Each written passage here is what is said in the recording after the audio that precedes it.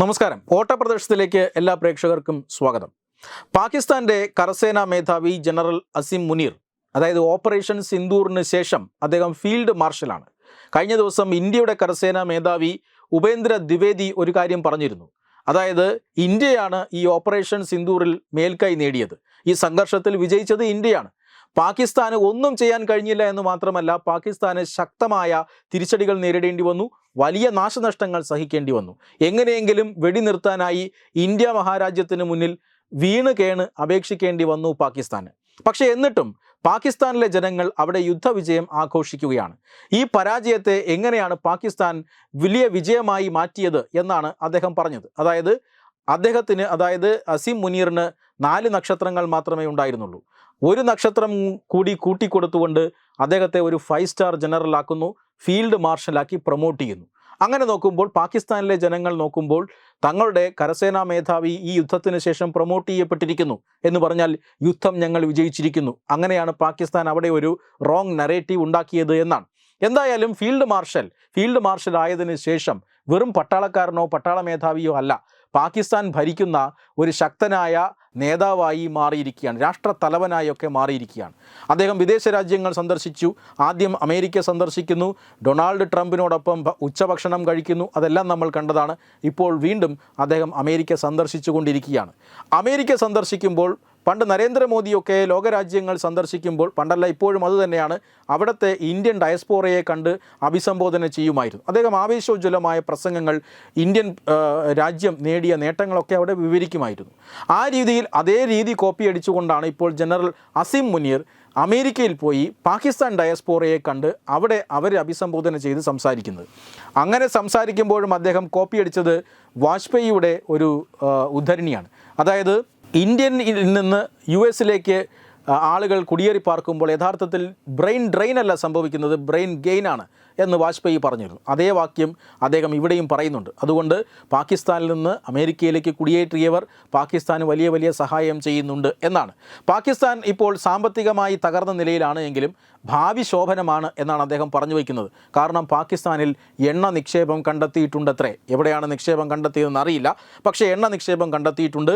ഈ എണ്ണ നിക്ഷേപം ഖനനം ചെയ്തെടുക്കാനായി ലോകരാജ്യങ്ങൾ ക്യൂ നിൽക്കുകയാണ്. അങ്ങനെ വരുമ്പോൾ ഇന്ത്യയെക്കാളൊക്കെ ഒരു വലിയ സ്ഥിതിയിലേക്ക് പാകിസ്ഥാൻ പോകും. പാകിസ്ഥാൻ്റെ ഭാവി ശോഭനമാണ് എന്നൊക്കെയാണ് അദ്ദേഹം പറഞ്ഞത്. ഇപ്പോൾ പാകിസ്ഥാനും അമേരിക്കയും തമ്മിൽ വ്യാപാര കരാർ ഉണ്ടാക്കിയത് അദ്ദേഹം ചൂണ്ടിക്കാണിക്കുന്നുണ്ട്. അതായത് ഇന്ത്യയും അമേരിക്കയും തമ്മിൽ നടത്തുന്നത് $135 ബില്യൺ വ്യാപാരമാണ്. എന്നാൽ പാകിസ്ഥാനും അമേരിക്കയും തമ്മിൽ നടക്കുന്നത് വെറും $10 ബില്യൺ വ്യാപാരമാണ്. എന്നിരുന്നാലും ഇന്ത്യയെ വെല്ലുവിളിക്കുകയാണ് അസിം മുനീർ സ്വന്തം ജനങ്ങളുടെ മുന്നിൽ വെച്ച്. മാത്രമല്ല, ഇന്ത്യയും പാകിസ്ഥാനുമായി അദ്ദേഹം താരതമ്യം ചെയ്യാനായി ഒരു ഉപമയൊക്കെ പ്രയോഗിക്കുന്നത് നമ്മൾ കണ്ടു. അതായത് ഇന്ത്യ എന്ന് പറഞ്ഞാൽ ഒരു മെഴ്സിഡസ് ബെൻസ് ആണ്, ഒരു ബെൻസ് കാറാണ്, വില കൂടിയ കാറാണ്, ആഡംബര കാറാണ്, കാശുള്ളവൻ്റെ ചിഹ്നമാണ്, നല്ല ചന്തമുള്ള കാറാണ്, വളരെ പോളിഷ്ഡ് ആയിട്ടുള്ള ഒരു കാറാണ്. അതാണ് ഇന്ത്യ. പക്ഷേ പാകിസ്ഥാൻ എന്ന് വെച്ചാൽ ഒരു തുരുമ്പെടുത്ത ട്രക്കാണ്, സാധനങ്ങൾ കൊണ്ടുപോകുന്ന ഒരു ലോറിയാണ്. ആ ലോറി പാഞ്ഞു വന്ന് ഈ മെഴ്സിഡസ് ബെൻസിൽ ഇടിച്ചാൽ ആർക്കാണ് നഷ്ടം? ഈ കാറിനാണ് നഷ്ടം എന്നാണ് അദ്ദേഹം പറയുന്നത്. കാരണം ഞങ്ങൾക്ക് നഷ്ടപ്പെടാനൊന്നുമില്ല, ഞങ്ങളുടേതൊരു തുരുമ്പെടുത്ത ലോറി മാത്രമാണ്. പക്ഷേ ഞങ്ങൾ വന്ന് നിങ്ങളെ ഇടിച്ചാൽ നിങ്ങൾക്ക് നഷ്ടമുണ്ടാകും എന്നാണ് പാകിസ്ഥാൻ്റെ കരസേനാ മേധാവി സ്വന്തം രാജ്യത്തെ ഇടിച്ചു താഴ്ത്തി, സ്വന്തം രാജ്യത്തെ ഒരു തുരുമ്പെടുത്ത ട്രക്കിനോട് ഉപമിച്ചുകൊണ്ട് ഇത്തരത്തിൽ ഒരു അഭിപ്രായം പറഞ്ഞത്. എന്ന് പറഞ്ഞാൽ മുന്നും പിന്നും നോക്കാനില്ല, ഞങ്ങൾ നിങ്ങളെ ആക്രമിക്കും എന്നാണ് പാകിസ്ഥാൻ കരസേനാ മേധാവി അവിടെ ചെന്ന് വീമ്പടിക്കുന്നത്. ഇന്ത്യയെ ആക്രമിക്കാനായി കിട്ടിയ അവസരം 4 ദിവസം ഉണ്ടായിരുന്നു, അന്നൊന്നും ചെയ്തില്ല. അന്ന് ഇങ്ങോട്ടേക്ക് വിട്ട മിസൈലുകളെല്ലാം ആകാശത്ത് വെച്ച് തന്നെ കരിഞ്ഞുപോയി എന്നത് വേറൊരു കാര്യം. എന്തായാലും ഫീൽഡ് മാർഷൽ ആയതിനു ശേഷം ഇങ്ങനെ വലിയ വലിയ ബഡായികളുമായി ഈ അസിം മുനീർ ലോകം ചുറ്റുകയാണ്. പ്രത്യേകിച്ചും അമേരിക്കയിൽ തന്നെ ഇരുന്നു കൊണ്ട് പല കാര്യങ്ങളും ചെയ്യുകയാണ്. അമേരിക്കയെ തെറ്റിദ്ധരിപ്പിച്ച് പാകിസ്ഥാനോടൊപ്പം നിർത്തുക എന്നതാണ് ഉദ്ദേശം. കാരണം സ്വന്തം കാലിൽ നിന്ന് ഇന്ത്യ ആക്രമിച്ചാൽ ഇന്ത്യയെ നേരിടാൻ കഴിയില്ല. ആ സമയത്ത് അമേരിക്കയുടേത് ഒരു വിദേശ സൈന്യം പാകിസ്ഥാനിൽ ഉണ്ടാകണം എന്നവർ ആഗ്രഹിക്കുന്നുണ്ട്. മാത്രമല്ല, ചൈനയുമായിട്ടുള്ള സൈനിക പങ്കാളിത്തമുള്ള രാജ്യമാണ് പാകിസ്ഥാൻ. ചൈന ഇപ്പോൾ വേണ്ടതുപോലെയൊന്നും സഹായിക്കുന്നില്ല, ചൈനയുടെ ആയുധങ്ങൾ ഒന്നിനും കൊള്ളില്ല. അതുകൊണ്ട് അമേരിക്ക കൂടെ വേണം എന്നാഗ്രഹിക്കുകയാണ് ഇപ്പോൾ പാകിസ്ഥാൻ. അതിൻ്റെ ഭാഗമായിട്ടാണ് ഇദ്ദേഹം അവിടെ കിടന്ന് ഈ കാര്യങ്ങളൊക്കെ ചെയ്യുന്നത്. ഇങ്ങനെ ഈ കാര്യങ്ങളൊക്കെ ചെയ്യുന്നത് കാണുമ്പോൾ ഒരു സംശയം സ്വാഭാവികമായും രംഗത്ത് വരാം.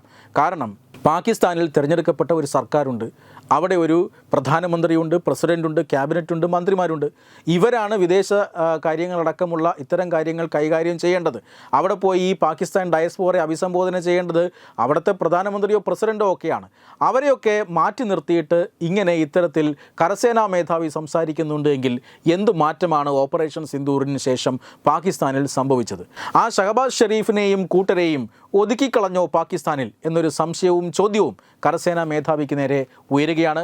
പാകിസ്ഥാനിൽ വലിയ പ്രത്യക്ഷമായിട്ടല്ലെങ്കിലും ഒരു പട്ടാള അട്ടിമറി നടന്നിട്ടുണ്ടോ, ഒരു സോഫ്റ്റ് മിലിറ്ററി കൂപ്പ് നടന്നിട്ടുണ്ടോ എന്ന ചോദ്യം ഉയരുകയാണ്. കാരണം അധികാരങ്ങളെല്ലാം അസീം മുനീറിൽ കേന്ദ്രീകരിക്കുകയുമാണ്. ഡൊണാൾഡ് ട്രംപ് പിടിച്ച് വച്ചിരിക്കുന്നത്, അല്ലെങ്കിൽ ഡൊണാൾഡ് ട്രംപ് ആശയവിനിമയം നടത്താനായി എപ്പോഴും ക്ഷണിക്കുകയും കൂടിക്കാഴ്ചയൊക്കെ നടത്തുകയും ചെയ്യുന്നത് ഷഹബാസ് ഷെരീഫുമായിട്ടല്ല, മറിച്ച് അസീം മുനീറുമായിട്ടാണ്. ഇത് പാകിസ്ഥാൻ്റെ ഭാവിക്ക് മേൽ ഉയരുന്ന ഒരു ചോദ്യം കൂടിയാണ്. വെബ് ഡെസ്ക് തത്തുമൈ ന്യൂസ്.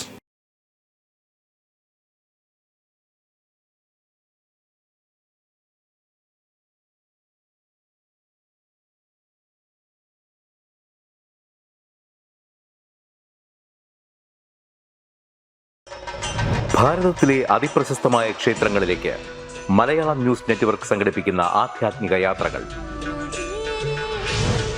പ്രമുഖ ട്രാവൽ ഏജൻസിയായ യാത്രാനന്ദയുമായി ചേർന്ന് മലയാളം ന്യൂസ് നെറ്റ്വർക്ക് ഒരുക്കുന്ന യാത്രയിൽ ചുരുങ്ങിയ നിരക്കിൽ നിങ്ങൾക്കും പങ്കാളികളാകാം. ഭാരതത്തിലെ പ്രമുഖ ശക്തിപീഠമായ അസമിലെ കാമാഖ്യ ക്ഷേത്രത്തിലേക്കാണ് ആദ്യ യാത്ര. കാമരൂപമെന്ന് കാളിദാസനും പ്രാഗ്ജ്യോതിഷപുരമെന്ന് വ്യാസനും വിളിച്ച അതിമനോഹരമായ സംസ്ഥാനമാണ് അസം. സമമായി മറ്റൊന്നില്ല എന്നാണ് അസമിന്റെ അർത്ഥം. ബ്രഹ്മപുത്ര നദിയും ഹിമാലയവും ദൃശ്യചാരുത കൊണ്ട് അനുഗ്രഹിച്ച അസമിലെ കാമാഖ്യ ഇന്ത്യയിലെ തന്നെ ഏറ്റവും പ്രധാനപ്പെട്ട കാളി ക്ഷേത്രങ്ങളിലൊന്നാണ്. കാമാഖ്യ ക്ഷേത്ര സന്ദർശനത്തിനു ശേഷം കിഴക്കിന്റെ സ്വിറ്റ്സർലാൻഡ് എന്നറിയപ്പെടുന്ന മേഘാലയയിലെ ഷില്ലോങ് നഗരവും ചിറാപുഞ്ചിയും അതിമനോഹരമായ മഴക്കാടുകളും ഹിമാലയൻ കാറ്റ് ചൂളം വിളിക്കുന്ന താഴ്വരകളും മേഘങ്ങളെ ഉമ്മവയ്ക്കുന്ന ചെറുകുന്നുകളും കണ്ണാടി പോലെ ജലമൊഴുകുന്ന ഉമയാങ് നദിയും സന്ദർശിക്കുന്നു. ജീവിതത്തിൽ ഒരിക്കലെങ്കിലും കണ്ടിരിക്കേണ്ട ഈ അത്ഭുത ലോകത്തിലേക്ക് നിങ്ങളെ സ്വാഗതം ചെയ്യുന്നു.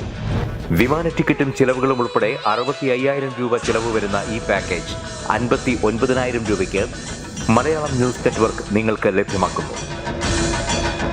ആദ്യം ബുക്ക് ചെയ്യുന്ന 5 പേർക്ക് 56,000 രൂപയ്ക്ക് ഏർലി ബേർഡ് ഓഫറും ലഭ്യമാണ്. കൂടുതൽ വിവരങ്ങൾക്ക് ഇനി പറയുന്ന നമ്പറിൽ ബന്ധപ്പെടുക. 8089001200 അല്ലെങ്കിൽ 7736549234.